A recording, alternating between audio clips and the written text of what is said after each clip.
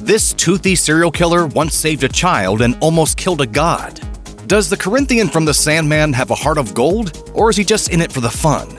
Dreams are strange, often abstract things, but the Corinthian is definitely the stuff nightmares are made of.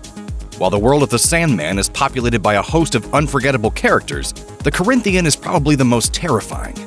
This creature looks human, but behind his sunglasses are 2 rows of teeth, where each of his eyes should be.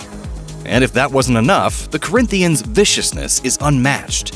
While the character is making his first live-action appearance in the Netflix The Sandman adaptation, his first appearance was actually much earlier. Specifically, he shows up in The Sandman number 10 in 1989, during the Doll's House arc. Naturally, the Corinthian is prominently featured in Netflix's adaptation of The Sandman, which recently hit the streaming platform on August 5th. The living nightmare was voiced by Riz Ahmed in the excellent audio version of The Sandman and is portrayed by Boyd Holbrook in the Netflix series. So, who exactly is the Corinthian? Don't worry, we're here to answer that exact question for you. The Corinthian was created by Morpheus, aka the central character of the Sandman, who goes by many names.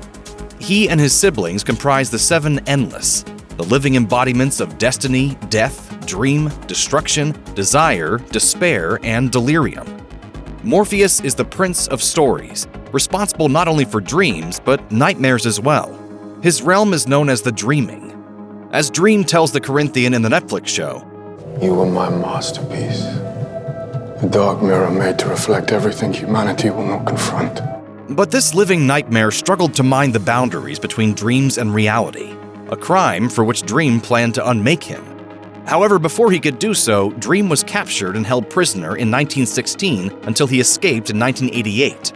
Although in the Netflix series, the timeline is a bit longer. Not only did Dream's realm fall into disrepair, but his absence left the waking world vulnerable to the Corinthian, who fled the dreaming into the real world. The Corinthian is terrifying not only in appearance, but also in appetite.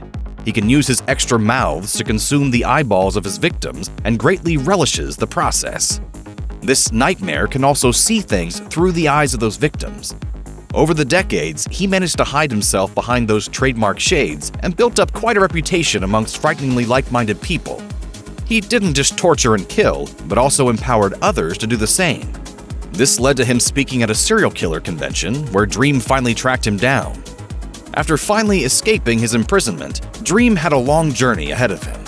When he finally met up with his creation, he told the Corinthian that after walking the earth for 40 years, all he'd done was show humanity that this type of evil exists, a fact that people are already all too well acquainted with.